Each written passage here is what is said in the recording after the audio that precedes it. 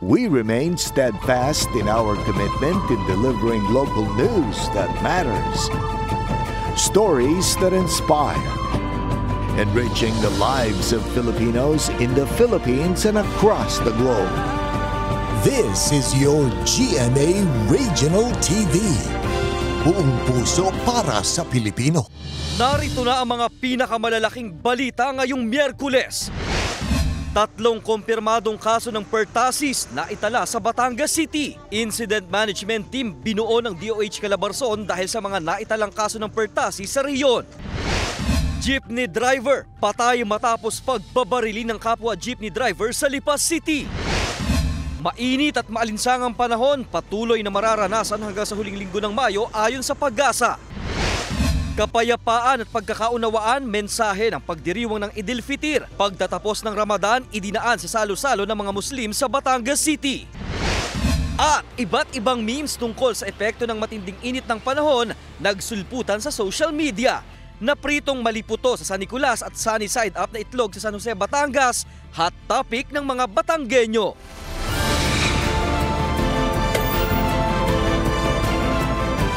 Ito ang GMA Regional TV, Balitang Southern Tagalog. Magandang hapon mga kapuso, narito na ang Balitang Southern Tagalog. Hatid namin ang mga pinakamalaki at pinakahuling balita sa Timog Katagalugan. Live mula rito sa GMA Batangas Station, ako po si Ace Medrano. Patay ang 41 anyos na jeepney driver matapos pagbabarili ng kapwa jeepney driver sa Lipas City. Nakatutok si Denise Abante. Nasawi ang 41 anyos na jeepney driver na residente ng Barangay Lumbang, Lipas City, Batangas matapos pagbabarili ng 35 anyos na kapwa jeepney driver na kinilalang si Christopher Olan mag-aalas 8 ng umaga kanina. Sa investigasyon ng pulisya, naglilinis ng kanyang ipapasada sanang pampasaherong jeep ang biktima nang biglang dumating ang suspect at pinagbabaril ito sa iba't ibang bahagi ng katawan gamit ang isang kalibre 45 na baril. Napahandusay umano ang biktima sa gilid ng pampasaherong jeep. Matapos siyang pagbabarilin, makikita sa CCTV footage ang pagtakbo ng isang lalaking nakaputi na siya umanong nakasaksi sa insidente na hinahabol na pala ng suspect. Ayon sa pulisya, posibleng epekto umano ng paggamit ng suspect ng iligal na droga kaya niya nagawa ang pamamaril. Ang tinitignan namin dahilan, dahil po itong suspect natin ay dati na rin na-rehab at sabi po ng pamilya ay nasira na daw po ang kanyang pag-iisip dahil po sa paggamit ng illegal na droga. Depensa naman ng suspect. Hindi ko po gusto, pinagsisisihan ko po. Nabaril ko po. Lagi ho akong minumura, binabarakuhan. Natatakot ho mga bata eh. Binantang pa ho ako. Ay papatayin din daw ho ako. Ako nag-isip din. Pinagsisisihan ko ang nagawa ko. Nagtamo ng 4 na tama ng bala ng baril sa iba't ibang bahagi ng katawan ng biktima. Naisugod pa siya sa ospital ngunit binawian na rin ang buhay kaninang tanghali ayon sa pulisya. Na-recover naman ang baril malapit sa pinangyarihan ng krimen. Sabi raw ng ilang residente sa pulisya, nagpaputok din umano ng 2 beses ang suspect kagabi ngunit hindi na i-report sa otoridad. Siguro po kung napareport yun, malamang po ay nahuli na siya at hindi na po siya nakapatay pa. So paalala po sa ating mga kabarangay, sa ating mga mamamayan ng Lipa, kung mayroon pong krimen sa inyong lugar o anuman pong kaguluhan, ay agad pong ipaalam sa mga kapulisan at agad naman po kaming re-responde. Kung hindi niyo po may paalam sa amin, ipaalam niyo po sa mga barangay opisyal, sa inyong mga barangay kapitan, para po sila po ang mag-inform sa amin. Sinisika pa ng GMA Regional TV Balitang Southern Tagalog na makuha na ng pahayag ang pamilya ng biktima hinggil sa insidente. Kasama si J. Armanhares, Denise Abante, Balitang Southern Tagalog. Binuo ng DOH Calabarzon ang Incident Management Team at itinaas ang Code Blue Alert dahil sa mga naitalang kaso ng pertussis sa rehiyon. Para sa detalye, makakasama natin live si Paul Hernandez. Paul?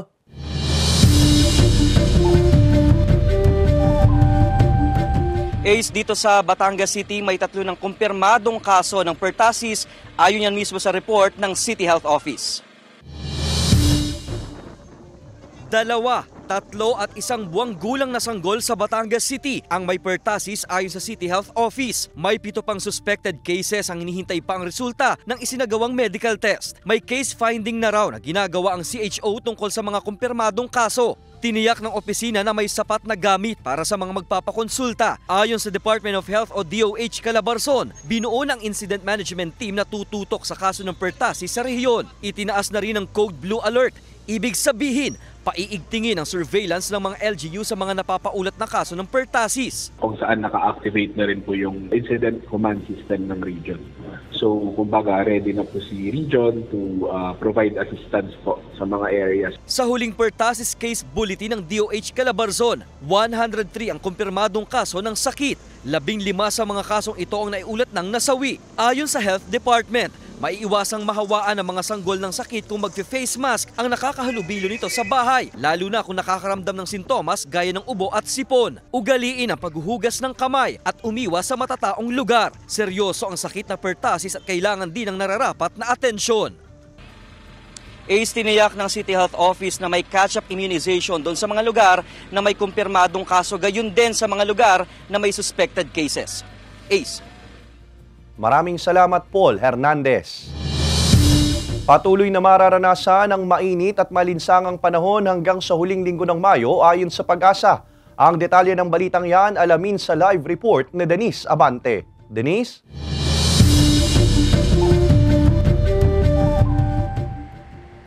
Ace, pagpasok pa lamang ng tag-init, kanya-kanya ng pamamaraan ng mga Batanggenyo para maibsan ang nararanasang init ng panahon. Malinsangan hanggang sa mainit na panahon ang naranasan magtatanghali kanina sa bahaging ito ng Barangay Halang sa Lipa City. Epekto pa rin ito ng easterlies o ang mainit na hanging nagmumula sa Dagat Pasipiko ayon sa Pag-asa. Base po sa forecast po, ngayong araw hanggang April 14 po, same weather condition po yung mararanasan po natin. Based naman po sa climatology po, possible po mga hanggang first week or second week ng June po, mararanasan po natin yung ganitong weather. Pagdating po ng June, dito na po papasok po yung season po nung habagat po. Kaya para naman daw maibsan ang init na nararamdaman, halo-halo at sa malamig ang nilantakan ng ilang mga Lipenyo gaya ni na Jennifer at Vince. Mabisa raw kasi ito para kahit papaano ay makaramdam naman ng lamig sa katawan. Pag kumakain ka ng malamig, syempre malamig yung pakiramdam mo. So, malaking tulong siya. Basta moderate lang yung hindi sobra para hindi ka magkaroon ng tonsillitis or ubo. Mas maraming tubig dapat talaga lalo pag sobrang init ng panahon. Para syempre yung katawan mo is ma-dehydrate. Kakahingil po ang init kaya patanggal din po uhaw. Kung maaari po yung puti para hindi, kasi pag puti para maaliwalas tingnan. Opo, tsaka sando din. Naitala naman ngayong araw ang 40 hanggang 41 degrees Celsius na heat index sa Barangay Ambulong, Tanawan City, Batangas na posible pa raw maranasan muli bukas ayon sa Pag-asa. Bagay na hindi pa naman daw nakakabahala ayon sa ahensya. Base naman po sa report, hindi naman po siya nasa dangerous sa extreme condition po. Pero pinapayuhan lang po natin yung ating mga kababayan na parating uminom ng tubig para ma-rehydrate at iwasan na lang po yung pag-inom ng mga soft drinks na maaari pong mag-cause po ng dehydration. Iwasan na din po yung paglabas, lalo na po pagdating po ng tanghali hanggang 3 p.m. po. Kaya para raw mas presko bukod sa pagkain ng halo-halo at pag-inom ng tubig upang maibsan ang init ng panahong nararanasan, maninipis na damit na lang ang isinusuot ni Jeric kapag nagmamaneho at iniiwasan na rin daw niya ang pagsusuot ng mga matitingkad at itim na damit ngayong nakararanas ng init ng panahon. Siyempre pag nasa bahay, hubad and dapat laging ang suot nyo ay cotton o kaya nakasando. Dapat lagi puti. Puti, mga light color, mga ganun. Para presko sa paningin, tsaka presko sa katawan. Yung mga light colors dito ay nakaka-reflect po ng init at hindi po siya nag-absorb po ng init. So, mas maganda kung light colors and also wag pong magsuot ng mga makakapal or mga nakapatong po na damit. Ace, payo naman ng mga otoridad sa mga residente huwag nang hintayin pang makaramdam ng uhaw bago uminom ng tubig. Mas mabuti na raw kung higit pa sa 8 baso ng tubig ang inumin kada araw para maiwasan ang dehydration. Ace? Maraming salamat, Denise Abante. Mensahe ng pagdiriwang ng Eid al-Fitr ngayong araw ang kapayapaan at pagkakaunawaan. Idinaan din sa salo-salo ang pagtatapos ng Ramadan ng mga Muslim sa Batangas City. Narito ang report ni Paul Hernandez. Sama-sama sa pagdarasal ang mga kababayan nating Muslim sa Barangay Malitam sa Batangas City ngayong araw ng Eid al-Fitr. Hudyat ito ng pagtatapos ng Ramadan o isang buwang pag-aayuno sa aral ng Islam. Sentro raw ng sermon ang pagkakaunawaan ng bawat isa. Kung ano magsalita na walang kabuluhan, huwag na rin sumalido. Kailangan talaga na tuwing magsalita tayo ay tuwing nakakoneksyon sa agama ng Islam. Sa isang simple ngunit makabuluhang salo-salo nila ay pinagdiwang ang Eid al-Fitr. Kung sino yung may mga handa, nang-i-invite sila, kung sino yari o salo-salo, ganito ang mga tradisyon namin. Taon-taon na yan. Kasama sa dasal ang pasasalamat din kay Allah sa mga pagpapalang iginagawad sa kanila. Sinashare hiling ang kapayapaan sa iba't ibang panig ng mundo. Magkaroon po ng kapayapaan sa pagitan ng Israel at saka Palestine. Sapagkat po marami pong mga taong nahihirapan roon, kabilang na po mga batang walang kaalam-alam, tsaka po matatanda, tsaka po yung mga kapatid namin Muslim. May Ramadan man daw o wala, dapat daw ipagpatuloy ng mga kababayang Muslim ang kulturang pagbibigayan, pagmamalasakit at damayan sa kapwa. Kasama si Buhay Adante Jr., Paul Hernandez, Balitang Southern Tagalog. Maaaring ipalit sa semento ang mga plastik na basura sa Talisay, Batangas. Paraan daw ito ng LGU para mapaigting ang kampanya sa proper waste segregation. Nagbabalik sa report si Paul Hernandez. Basura na, naging bato pa.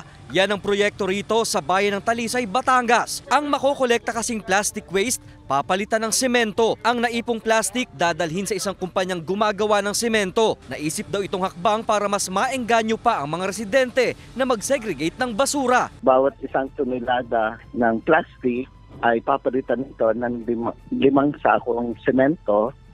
At yun namang sementong iyan ay pagkakaloob namin sa mga barangay na kung saan nanggaling yung mga plastic waste. Sa ulat ng World Bank Organization, nakakapag-generate ang Pilipinas ng 2.7 million tons ng plastic waste kada taon. 20% daw nito napupunta sa karagatan. Aminadong problema pa rin sa bayan ng Talisay ang basura. Nasimulan na rin naman daw nila ang programa para sa proper waste segregation. Pero dapat pa rin daw paigtingin ang hakbang sa tamang paghihiwalay ng mga basura. Daan din ang kampanya para mapangalagaan pa ang lawa ng Taal. Katulad ng mga kitchen waste, yung mga pinagbalatan ng gulay, ng prutas, yun ay kinokolekta ng mga 4-piece namin na siya namang nagpa-practice ng bokashi composting. At ayun namang magiging pataba ay bibilihin ng Agriculture's Office namin at ipamimigay namin sa mga maghahalaman ng Talisay. Nasa pagdedesisyon na raw ng barangay kung saan nila gagamitin ang makukuhang semento. Paul Hernandez, Balitang Southern Tagalog. Mga kapuso, bukas, araw ng Huwebes, April 11, mawawala ng supply ng kuryente ang ilang barangay sa Tanawan City at Rosario, Batangas na magsisimula alas 8:30 ng umaga hanggang 1:00 ng hapon. Bunsod ng pagpapalit ng mga wooden pole at installation ng mga transformer kalin sa bayang row clearing ng mga linya. Ito ang GMA Regional TV, Balitang Southern Tagalog.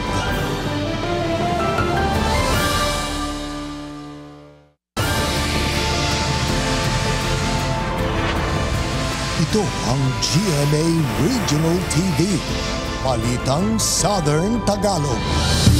Sugatan ng 2 katao na patawid sa pedestrian lane ng mabundol ng tricycle sa Santo Tomas City, Batangas. Nakatutok si Denise Abante. Mga galos at gasgas sa braso ang tinamo ng mag-inang residente ng Barangay San Miguel, Santo Tomas City, Batangas nang mabundol ng isang tricycle habang patawid sa kalsada sa kaparehong barangay pasado alas 3 ng hapon noong Lunes. Sa investigasyon ng pulisya, patawid sana ang mag-inang biktima sa kabilang kalsada mula sa kanilang bahay nang mahagip sila ng paparating na tricycle. Posible umanong hindi napansin ng tricycle driver ang mag-ina. Ito pong lugar na to ay busy area o marami pong dumadaang mga sasakyan dito sa lugar na to. at dito po ay prone area po to for accident. Ito ay naimbestigahan na namin sa ospital. Hindi po ito na respondihan sa pagpinangyarihan. Kaya po hindi pa namin mabatid kung mabilis ba yung tricycle. Ayon sa pulisya, nagkaroon na ng pag-uusap sa pagitan ng tricycle driver at mga biktima hinggil sa gastusin sa ospital. Hindi na rin umano nagsampa ng reklamo ang mga biktima laban sa tricycle driver, sa bisa na rin ang kanilang napagkasunduan. Ito pong dalawang partido ay nagkaayos na po at nag-execute na po sila ng settlement na duly notarized. Kahapon din po ay sinagutan naman po yung pagpapagamot. Sinisikapan ng GMA Regional TV Balitang Southern Tagalog na makuha na ng pahayag ang mga biktima pati na ang tricycle driver. Paulit-ulit na paalala ng pulisya ang pag-iingat sa kalsada upang maiwasan ang kaparehong insidente. Denise Abante, Balitang Southern Tagalog. Hanggang sa katapusan na lang ngayong buwan ang palugit sa consolidation ng mga public utility vehicle sa ilalim ng PUV Modernization Program ng gobyerno. Inanunsyo ito ni Pangulong Ferdinand Bongbong Marcos Jr. kaninang umaga sa isang pagpupulong hinggil sa mga traffic concern. Matatandang Disyembre sana nung nakaraang taon ang deadline pero inanunsyo ng LTFRB noong Enero ang extension hanggang April 30 para mabigyang pagkakataon pa raw ang mga hindi pa consolidated. Ayon kay PBBM, ito na raw ang huling extension na ibibigay. Sinulit ng ilang residente ang long holiday break para maligo sa ilang resort sa Lipa City. Narito ang report ni Denise Abante. Mula pa sa Bacoor City, Cavite ang magkakatrabaho ni Aida at Albert. 3 araw sila sa isang resort na ito sa Lipa City at pauwi na ngayong araw. Sinulit lang daw talaga nila ang long weekend para makapag-bonding at makapagtampisaw sa pool. Habol din daw nila ang overlooking view ng Bulkang Taal mula sa resort. Yung view talagang maganda. Talaga naman yearly may company outing kami, no? More on swimming. Talagang masaya ang mga bata. Yung area goods na goods, tahimik.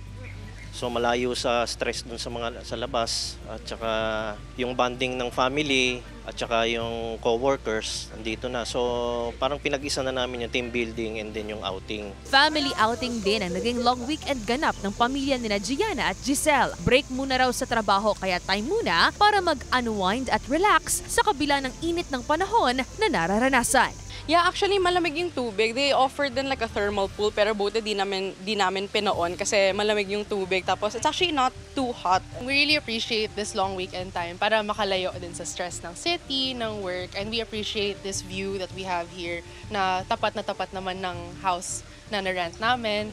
And we appreciated na nadala namin yung buong family. Ayon sa Lipa City Tourism Office, inaasahan nilang dodoble pa ngayong papalapit na bakasyon sa mga eskwelahan ng mahigit 300,000 tourist arrival na naitala nitong nagdaang Holy Week. Ito na rin daw ang pagkakataong muling makabangon ang turismo sa lungsod. Definitely, it would be a great opportunity for our tourist enterprises to have guests right now because from the pandemic, just coping up lang from the loss of the industry. Kasama si J. Manjares, Denise Abante, Balitang Southern Tagalog. Ibinahagi ni King of Talk, Boy Abunda, ang kanyang mga karanasan at natutunan sa buhay sa ilang estudyante sa ginanap na GMA Masterclass The Conversation Series sa Davao City at General Santos City. Narito ang report ni Paul Hernandez. Chocolate or happiness?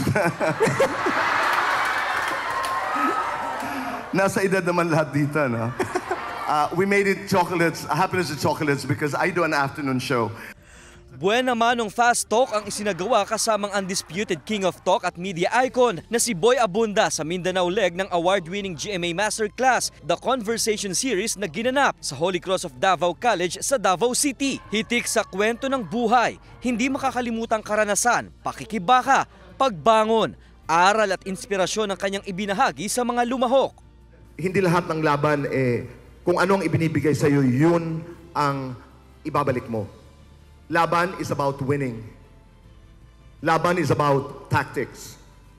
Sun Tzu would say in different words that the best way to win a war is to win it and not fight it. May babala naman si Tito Boy sa hindi mapipigilang pag-usbong ng social media. It was the chaos with the confusion, with the overwhelming availability of anything in social media. You forget the core. Tunay naman itong nanuot sa mga estudyante. One thing that struck my mind talaga that Tito Boy told me is to always go back to your core. Now, whenever you tell a story, whenever you answer a question, you tell your own story. Ipinunto ni Senior Vice President at Head for GMA Integrated News, Regional TV and Synergy Oliver Victor B. Amoroso ang kahalagahan ng pakikipag-usap bilang panimula ng paglulunsad ng Conversation Series. Kabilang sa mga ito ang tulong ito sa pagpapaunlad ng mental health awareness. Not only raised awareness about mental health but also fostered a culture of empathy, compassion, and solidarity among students, encouraging those in need to seek help without fear of judgment. Nagpasalamat naman ang partner school na Holy Cross of Davao College. We acknowledge the GMA Network, the GMA Regional TV, the Synergy team, and the Holy Cross of Davao College for working together towards the development of future leaders through dialogue and discourse. Naging makabuluhan din para sa mahigit 1,000 estudyante at mga guro sa STI College sa General Santos City ang kanilang pagdalo sa GMA Masterclass The Conversation Series kung saan tampok din ang King of Talk na si Boy Abunda. Sabihin mo sa sarili mo, mali ka, I can do it. And that self-talk has to happen as often as you can. I encourage people to do self-conversations. Ano ba ang problema? Saan ba ako nagkukulang? Change that mindset. It is impossible until you make it real. Nagpasalamat naman ang STI College at mga partisipante sa naturang aktibidad. May mga times din po talaga na bumababa yung self-confidence namin. And dahil po doon sa sinasabi niya, may mga matutunan kami. We have the incredible opportunity to embark on a transformative journey with him through the esteemed GMA Masterclass, The Conversation Series. Great appreciation to the GMA family for choosing STI Gensan to be the host of this league in Soc-Sargent. Paul Hernandez, Balitang Southern Tagalog. Ito ang GMA Regional TV, Balitang Southern Tagalog.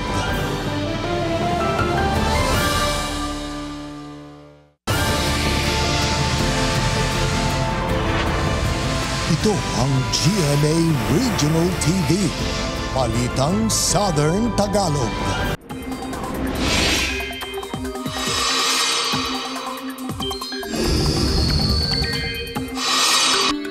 Mga kapuso, dalawang weather systems ang makakaapekto sa iba't ibang bahagi ng bansa.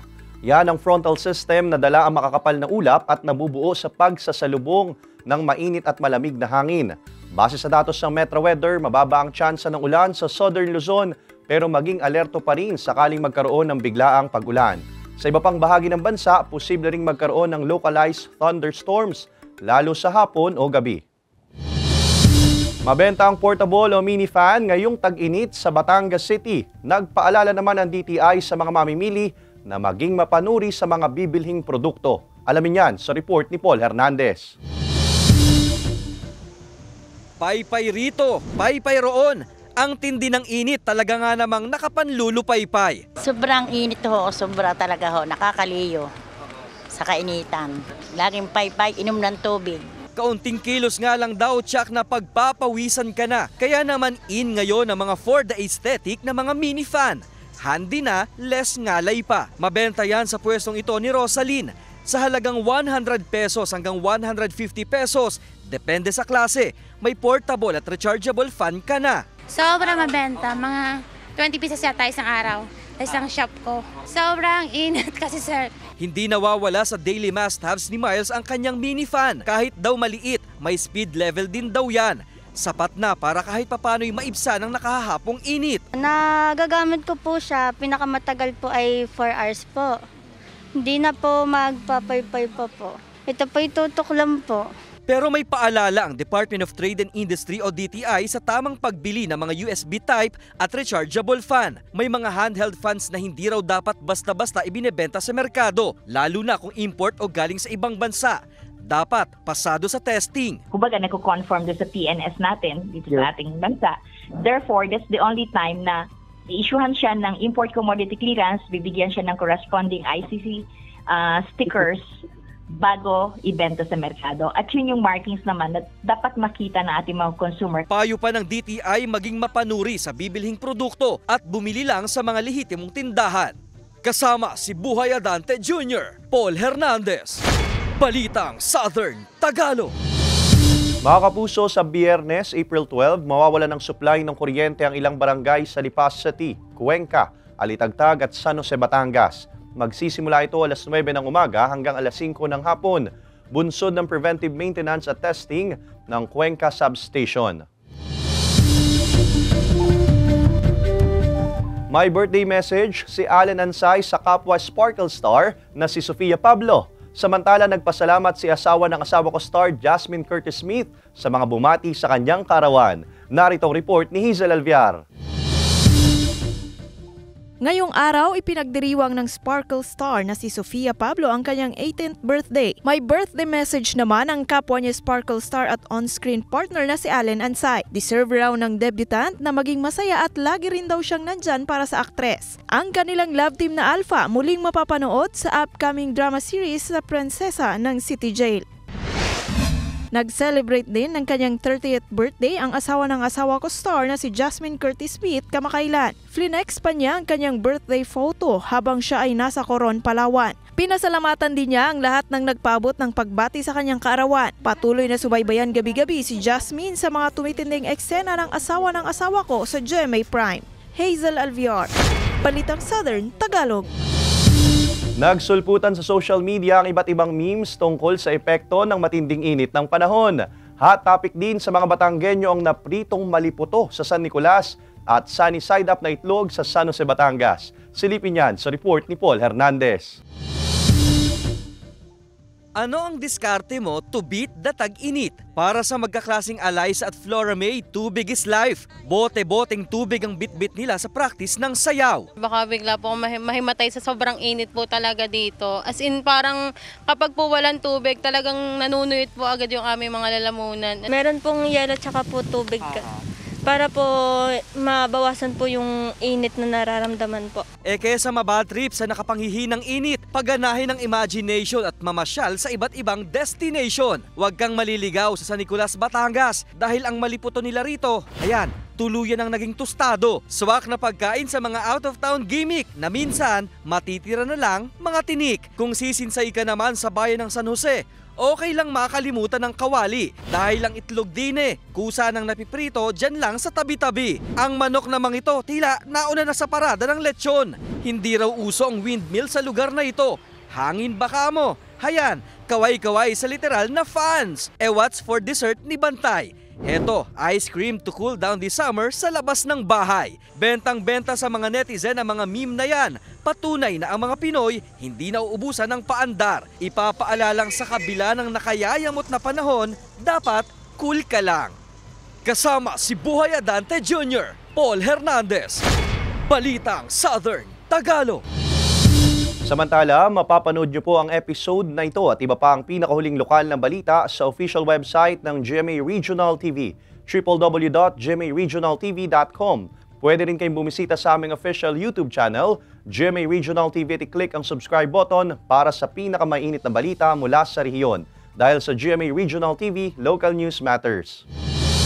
At iyan ang mga pinakamalaki at pinakahuling balita sa Timog Katagalugan. Maraming salamat sa pagsama sa amin, pati na mga kapuso sa ibang bansa na tumutok sa mga balita sa rehiyon. Kami, ang GMA Regional TV Balitang Southern Tagalog, buong puwersa para sa mas malaking misyon at mas malawak na paglilingkod sa bayan.